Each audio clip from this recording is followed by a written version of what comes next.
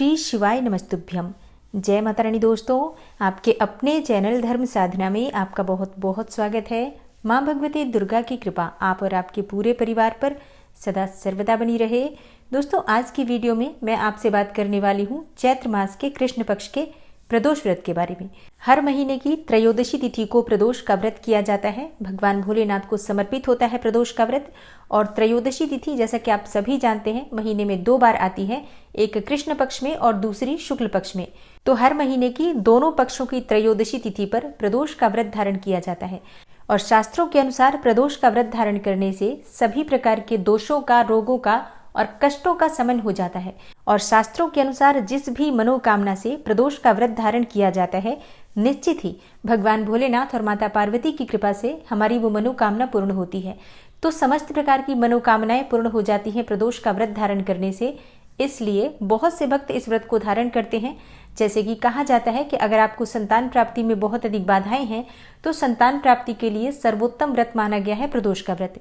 इसके अलावा मन चाहे जीवन साथी की कामना हो या फिर अपार धन संपदा की कामना हो या कोई भी और मनोकामना, जैसे कि आप कर्ज से मुक्ति चाहते हो या फिर नौकरी में, व्यापार में तरक्की करना चाहते हो, शिक्षा में सफलता पाना चाहते हो या फिर दाम्पत्य जीवन को सुखमय बनाना चाहते हो। और जैसे कि अगर आपकी जन्म कुंडली में चंद्रमा पीड़ित अवस्था में है, तो ऐसे में अगर आप मानसिक रूप से बहुत परेशान रहते हैं, तनाव में रहते हैं, तो आपको प्रदोष का व्रत अवश्य ही धारण करना चाहिए। या फिर जन्म कुंडली में शनि, राहु, केतु किसी भी प्रकार से आपको कष्ट दे रहे हैं, तब भी आपको प्रदोष का व्रत धारण करना चाहिए। और हाँ, अगर आप प्रदोष का व्रत नहीं भी कर पाते हैं तो आपको भगवान शिव और माता पार्वती की पूजा प्रदोष व्रत के दिन यानी कि त्रयोदशी तिथि के दिन शाम को संध्या काल में यानी कि प्रदोष काल में जरूर करनी चाहिए। इस दिन प्रदोष काल की पूजा का ही विशेष महत्व होता है, क्योंकि शास्त्रों के अनुसार ये वो समय होता है जिस समय भगवान शिव और माता पार्वती बहुत प्रसन्न मुद्रा में होते हैं और सभी देवतागण उनकी स्तुति कर रहे होते हैं। तो इस समय अगर आप भी भगवान शिव की पूजा आराधना करते हैं, उनकी स्तुति करते हैं, उनके मंत्रों का जप करते हैं, तो निश्चित ही भगवान शिव की कृपा से आपकी मनोकामना पूर्ण होती है। तो अब जानते हैं त्रयोदशी तिथि कब प्रारंभ हो रही है, कब समाप्त हो रही है और व्रत आपको कब धारण करना है। देखिए, त्रयोदशी की तिथि प्रारंभ हो जाएगी रविवार को यानी कि 19 मार्च को सुबह 8:07 पर और त्रयोदशी तिथि समाप्त हो रही है 20 मार्च को सुबह 4:55 पर। मतलब 20 मार्च को सूर्योदय होने से पहले त्रयोदशी तिथि समाप्त हो जाएगी। तो ऐसे में प्रदोष का व्रत हम कब धारण करेंगे? देखिए, प्रदोष का व्रत जब धारण किया जाता है तो संध्या काल में यानी कि प्रदोष काल में त्रयोदशी तिथि व्याप्त होती है, उसी दिन प्रदोष का व्रत किया जाता है। तो इसके अनुसार हम 19 मार्च को यानी कि रविवार के दिन प्रदोष का व्रत धारण करेंगे। अब देखिए, बहुत से भक्त ऐसे हैं जो कि प्रदोष का व्रत करते हैं और एकादशी का भी व्रत करते हैं। और ऐसे भक्तों की समस्या ये होती है कि वो एकादशी का पारण कब करें और प्रदोष का व्रत कब करें। तो देखिए, जो भक्त एकादशी और प्रदोष दोनों व्रत करते हैं उनके लिए ये जरूरी है कि सुबह उठकर, जैसे कि आप जल्दी उठेंगे, स्नान इत्यादि करेंगे, उसके बाद भगवान सूर्यदेव को जल अर्पित कीजिए और अपने घर के मंदिर में भगवान श्री विष्णु की जिस प्रकार से विधि विधान से पूजा की जाती है कर लीजिए। और इसके बाद आप जो शुभ मुहूर्त है पारण का, जैसे कि एकादशी व्रत के पारण का जो शुभ मुहूर्त है सुबह 8:07 से पहले है, तो उसी शुभ मुहूर्त में आपको दान की सामग्री निकाल देना है। जो भी आप दान करना चाहते हैं वो दान की सामग्री निकाल कर रख दीजिए। उसके बाद आप अपना पारण करेंगे। तो पारण आप किस चीज से करेंगे? देखिए, भगवान श्री विष्णु का जो अभिषेक किया है आपने, अगर आपके पास विग्रह है भगवान श्री विष्णु का तो अभिषेक तो किया होगा आपने, वही चरणामृत अपने दाहिने हाथ में ले लीजिए, थोड़े से तुलसी के पत्ते ले लीजिए और उसे ही आप निगल कर अपना व्रत खोल सकते हैं। अब देखिए, आप अन्न खाएंगे तो व्रत आपका खंडित माना जाता है।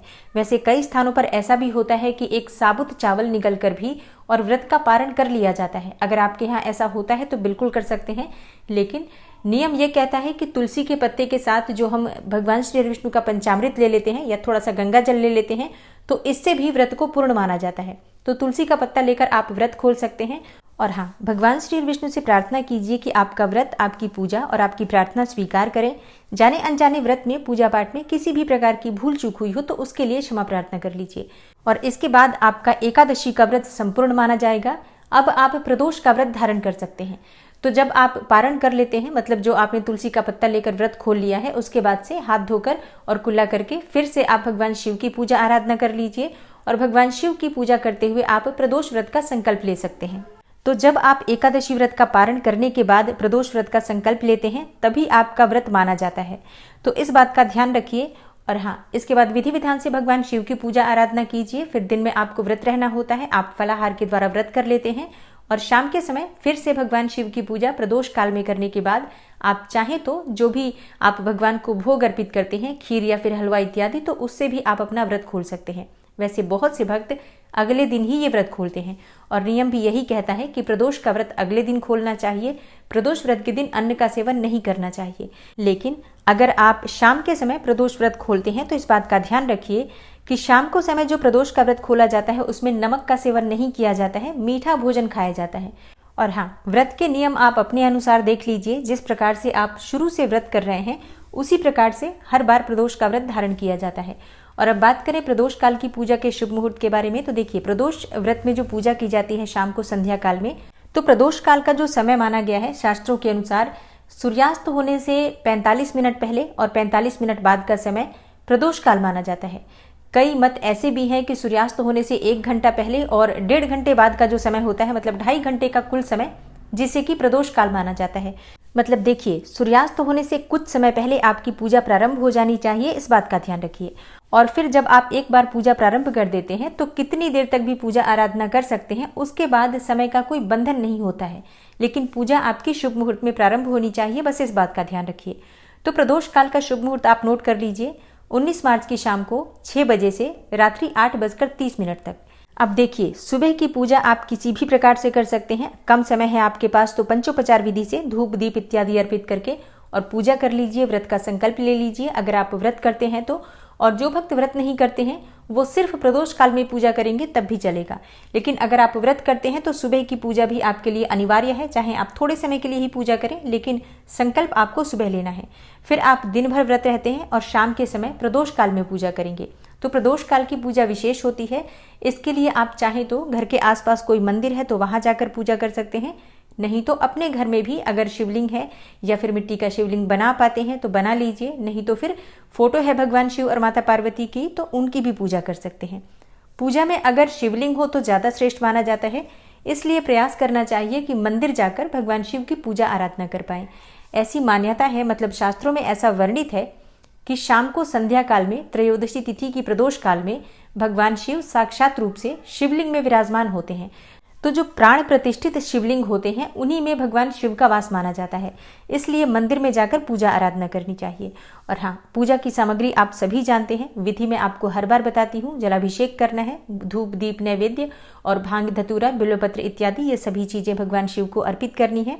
एक विशेष कार्य जो आपको आज करना है, क्योंकि रवि प्रदोष है इस बार, और रवि प्रदोष को ऐसा माना जाता है कि अगर आपकी सरकारी नौकरी में कोई परेशानी है या फिर आपको सरकारी नौकरी की कामना है, बहुत समय से प्रयास कर रहे हैं और सरकारी नौकरी नहीं मिल पा रही है, या फिर आप रोगों से परेशान हैं, या फिर वंश वृद्धि रुकी हुई है, मतलब संतान प्राप्ति की कामना है, विशेषकर पुत्र प्राप्ति की कामना है, या फिर मान प्रतिष्ठा और सम्मान की कामना है, मतलब यश चाहते हैं, नाम चाहते हैं, समाज में मान प्रतिष्ठा चाहते हैं, या फिर आप रोगों से मुक्ति चाहते हैं, लंबी बीमारी से मुक्ति चाहते हैं। और कुल मिलाकर अगर एक लाइन में कहा जाए तो आयु, बल और यश की प्राप्ति अगर आप चाहते हैं तो इसके लिए भगवान सूर्य देव की आराधना इस दिन विशेष रूप से करनी चाहिए। तो आज के दिन तांबे के पात्र में जल भरकर उसमें रोली डालिए, थोड़ा सा गुड़ डाल दीजिए, लाल पुष्प हो तो लाल पुष्प डाल सकते हैं और दूर्वा हो तो दूर्वा भी ले सकते हैं। जो भी सामग्री उपलब्ध है आपके पास वो सभी सामग्री डालकर भगवान सूर्य देव को जल दीजिए, और उगते हुए सूर्य को जल देंगे तो निश्चित ही आपको लाभ होगा। और हाँ, शाम के समय जब भगवान शिव की पूजा आराधना आप करते हैं तो 1 मुट्ठी मिश्री अपने हाथ में लेकर और भगवान शिव को जरूर अर्पित कीजिए। तो इसके लिए सबसे पहले भगवान शिव को, मतलब शिवलिंग पर आपको थोड़ा जल अर्पित करना है, उसके बाद अपने हाथ में मुट्ठी भर मिश्री ले लीजिए। और हाँ, अगर मिश्री ना हो तो आप चीनी भी ले सकते हैं। मुट्ठी भर मिश्री या चीनी अपने हाथ में लेकर शिवलिंग पर अर्पित कीजिए ओम नमः शिवाय इस मंत्र के द्वारा, और उसके बाद फिर जल से भगवान शिव का अभिषेक कीजिए। और इसके बाद जो भी सामग्री आपके पास पूजा की है वो सभी सामग्री एक एक करके शिवलिंग पर अर्पित कीजिए, और उसके बाद कपूर से भगवान भोलेनाथ की आरती कर लीजिए। एक घी का दीपक जरूर हमें मंदिर में जाकर प्रज्वलित करना चाहिए। मुट्ठी भर चीनी अर्पित करने से क्या होगा, देखिए चीनी को शुक्र का कारक माना जाता है, और जब हम चीनी या मिश्री भगवान शिव को अर्पित करते हैं तो सुखों की प्राप्ति हमें होती है। किसी भी प्रकार का जो सुख होता है वो शुक्र के प्रभाव से होता है। शुक्र अगर ठीक हो आपकी जन्म कुंडली में तो आपको भौतिक सुखों की प्राप्ति होती है। बड़ा घर, बड़ी गाड़ी, बड़ा नाम, शोहरत चाहते हैं, अच्छा दाम्पत्य जीवन चाहते हैं, सुंदर और योग्य जीवन साथी चाहते हैं, मन चाहा जीवन साथी चाहते हैं या प्रेम में सफलता पाना चाहते हैं, किसी भी प्रकार का शुक्र से रिलेटेड जो सुख होता है वो चीनी या मिश्री भगवान शिव को अर्पित करने से प्राप्त हो जाता है। तो ये उपाय आज जरूर कर लीजिए, निश्चित ही आपको लाभ होगा। उम्मीद करती हूँ आज की वीडियो आपके लिए अवश्य उपयोगी होगी। अच्छी लगी हो वीडियो तो लाइक कीजिए, शेयर कीजिए। चैनल पर पहली बार आए हैं तो सब्सक्राइब करके बेल आइकन को जरूर प्रेस कर लीजिए। और हाँ, नवरात्रि शुरू होने वाली है तो नवरात्रि से रिलेटेड जो भी वीडियोस हैं वो आने ही वाली हैं। अगर आप कोई विशेष वीडियो देखना चाहते हैं तो उसके लिए कमेंट बॉक्स में जरूर लिख दीजिए। मिलती हूँ मैं आपसे अगली वीडियो में, तब तक के लिए नमस्कार।